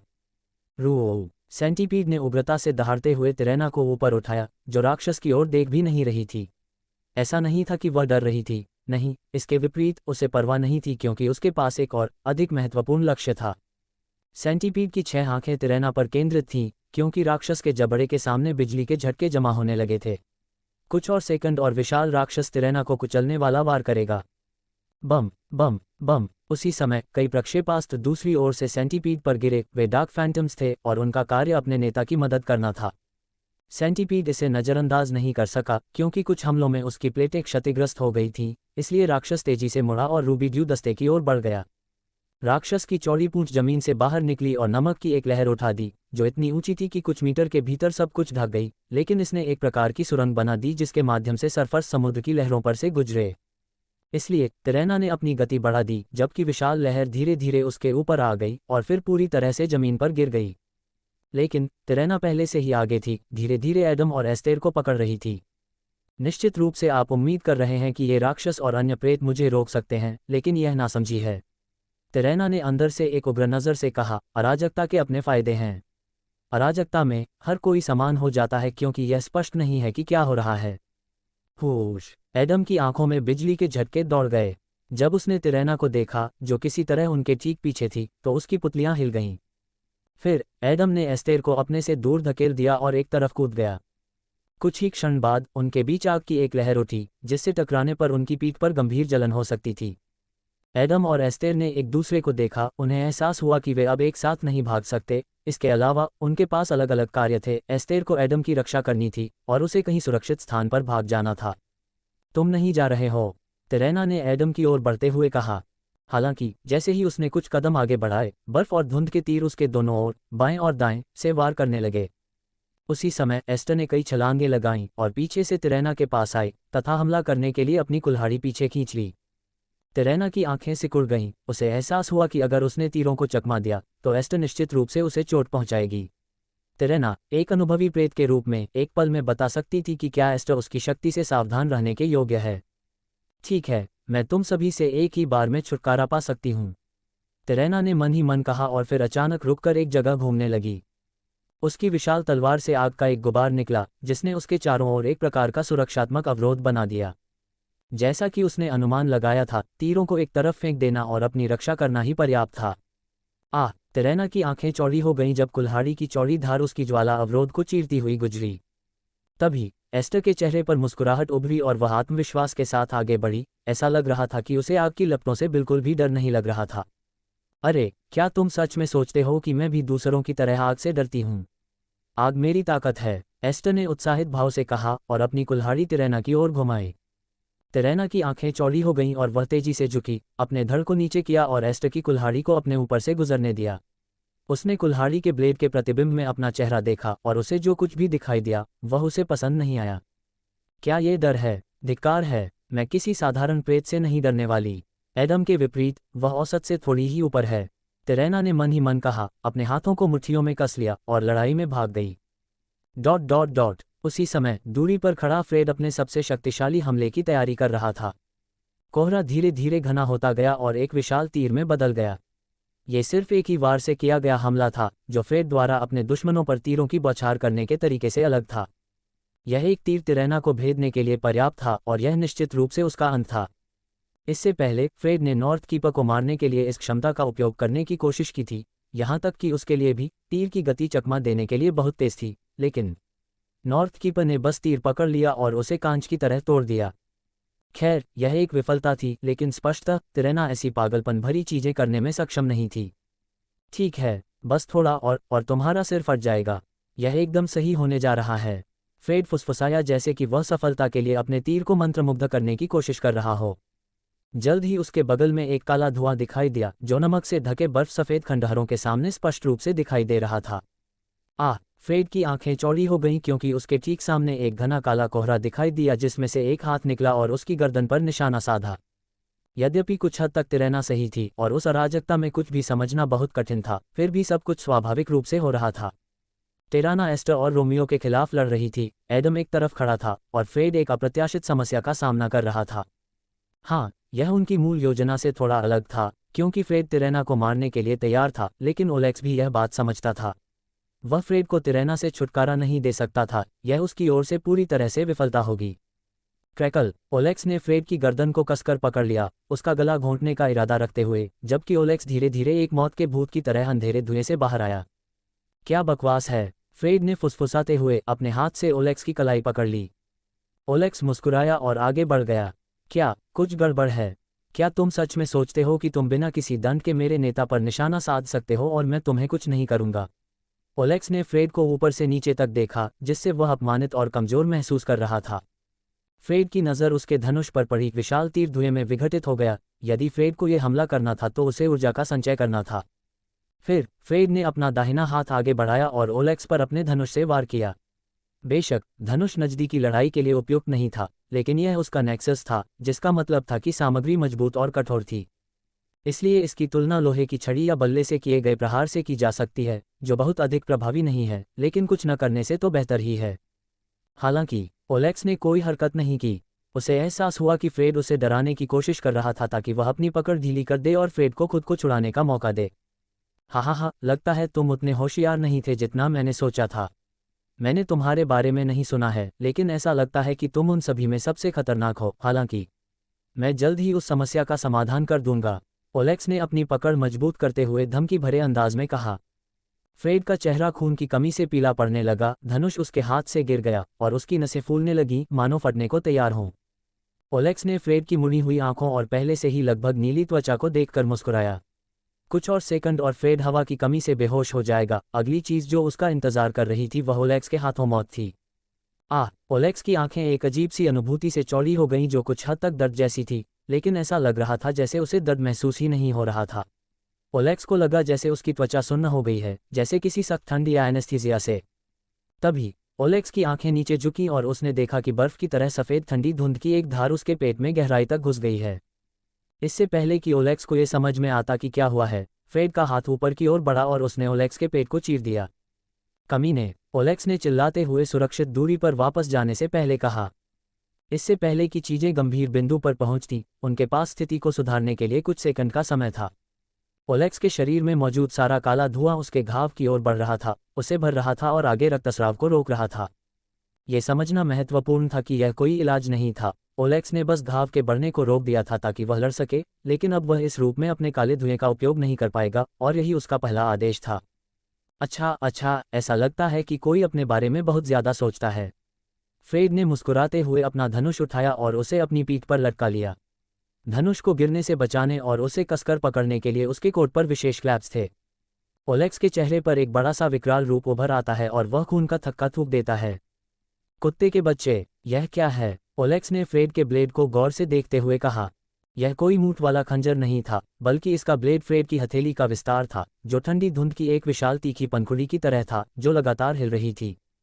ओह, क्या तुम इतने मूर्ख हो कि तुम्हें इसका एहसास नहीं है? फ्रेड ने अहंकार से कहा, मेरा धनुष ही मेरा नेक्सस है। ये बात सबसे बड़े मूर्ख को भी स्पष्ट है। इस मामले में मेरे पास अभी भी 2 ऑर्डर हैं, है न? ओलेक्स की आंखें चौड़ी हो गईं। ये स्पष्ट था कि उसने इसकी बिल्कुल भी उम्मीद नहीं की थी, लेकिन ऐसा नहीं था कि वह मूर्ख या असावधान था। इसके विपरीत, ओलेक्स को यकीन था कि फ्रेड ने पहले ही अपनी लगभग सभी क्षमताओं का उपयोग कर लिया था। रुको, अगर तीरों की बौछार और एक शक्तिशाली तीर उसके नेक्सस गुण हैं, तो क्या एक सेकंड में कई तीरों की बौछार सिर्फ हाथ की सफाई है? मुझे लगा कि वह उसका पहला ऑर्डर था। लानत है, उस मामले में उसके पास अभी भी दूसरा ऑर्डर है और उसने मुझे पहले ही घायल कर दिया है। ओलेक्स ने सोचा। वह गुस्से में था, लेकिन जल्द ही वह शांत हो गया। इससे फ्रेड सतर्क हो गया। उसे उम्मीद नहीं थी कि ओलेक्स कहीं से अचानक प्रकट हो जाएगा, लेकिन फिर उसे जल्दी से एहसास हुआ कि वह इसका इस्तेमाल कर सकता था और कमज़ोर और असहाय होने का नाटक कर सकता था। जाहिर है, यह उसके पक्ष में खेला गया और अब ओलेक्स बुरी तरह से घायल हो गया था। हालांकि फ्रेड को एहसास हुआ कि वही नुकसान में था। निश्चित रूप से ओलेक्स नज़दीकी मुकाबले में तिरेना या एडम जितना मजबूत नहीं था, लेकिन यह निश्चित रूप से उसकी पसंदीदा रेंज थी। दूसरी ओर फ्रेड एक तीरंदाज था। हाथापाई उसकी पसंदीदा लड़ाई का क्षेत्र नहीं था, लेकिन उसके प्रथम आदेश को देखते हुए कुछ तो स्पष्ट रूप से गलत था, है न? ओलेक्स ने गहरी सांस ली। उसका पहला आदेश, उसे प्राप्त पहली योग्यता, और फिर भी उसका नेक्सस एक धनुष है, किसी प्रकार की तलवार नहीं। अरे, इस आदमी में कुछ गड़बड़ है। ओलेक्स ने अपनी आंखें सिकोड़ लीं, फिर उसकी नज़र अपनी कलाइयों को ढंकने वाले काले चौड़े कंगन पर पड़ी। मैं तुम्हें भी आश्चर्यचकित कर सकता हूँ। तभी ओलेक्स के कंगन कांपने लगे और उसकी आंखें चमकने लगीं। कंगनों से एक घना कोहरा निकलने लगा, एक बहुत ही गंदा कोहरा जो धूल जैसा लग रहा था और अपने आसपास की हर चीज को अपने में समाहित करने में सक्षम था। फ्रेड ने एक कदम पीछे हटकर युद्ध की तैयारी की। भले ही वह नज़दीकी सीमा में लड़ सकता था, लेकिन उसका धनुष व्यावहारिक रूप से बेकार था। लेकिन ओलेक्स का नेक्सस पूरी तरह से सतर्क था। ... ये स्पष्ट नहीं था कि उनकी झड़प को कितना समय बीत चुका था, लेकिन आयरन बीकन से कुछ किलोमीटर दूर छोटे काले बालों वाला एक आदमी खंडहर हो चुकी जंग लगी इमारतों के बीच खड़ा था। ऐसा लग रहा था कि यहाँ से एक तूफान गुजरा था जो अपने साथ पानी की विनाशकारी धाराएं और नुकीली चट्टानें लेकर आया था, जो दो केटू फैंटम के बीच हुए महान युद्ध की याद के रूप में जमीन में धंसी हुई थीं। प्रागो का शरीर खून से लथपथ था, उसकी भुजाओं से काली बूंदें टपक रही थीं और धूल की घनी परत से ढकी जमीन में समा गईं। उसकी आंखें थकी हुई और लगभग बेजान लग रही थीं। लेकिन एक अनुभवी योद्धा आसानी से समझ जाता कि यह एक ऐसी लड़ाई का नतीजा था जो एक धमाकेदार जीत के साथ समाप्त हुई थी। वह आसान नहीं था। प्रागो ने अपना हाथ उठाते हुए और उस लड़की के सिर की ओर देखते हुए कहा जिससे वह लड़ रहा था। उसने उसे उसकी लंबी चोटियों से पकड़ रखा था जो खून से लथपथ थी, क्योंकि लड़की का सिर कटा हुआ था और उसका शरीर कहीं मलबे के बीच पड़ा था जो उसके पानी के बहाव से टुकड़े टुकड़े हो गया था। मुझे ऐसा महसूस हुए काफ़ी समय हो गया है। डेडलैंड्स आखिरकार एक अनोखी जगह है, प्रागो ने बड़बड़ाते हुए कहा, जबकि उसके होठों के कोने धीरे धीरे एक प्रसन्न मुस्कान बनाने के लिए उठे। क्या तुम ठीक हो? प्रागो के ईब में एक महिला की आवाज़ गूंजी। हाँ, मैं बिल्कुल ठीक हूँ। अब मुझे एहसास हुआ कि मैं गढ़ में बस अपना समय बर्बाद कर रहा था। जब आप खुद को मार सकते हैं तो मारे जाने से क्यों डरना? प्रागो पागलों की तरह मुस्कुराया और लड़की के सिर को बेकार कचरे की तरह एक तरफ फेंक दिया। फिर उसने जोर से आह भरी। हालांकि युद्ध अनुभव की कमी भारी पड़ रही है। मुझे बहुत सारे घाव हो गए हैं। तस्क, प्रागो ने भौहें सिकुड़ते हुए अपने खूनी शरीर को देखा।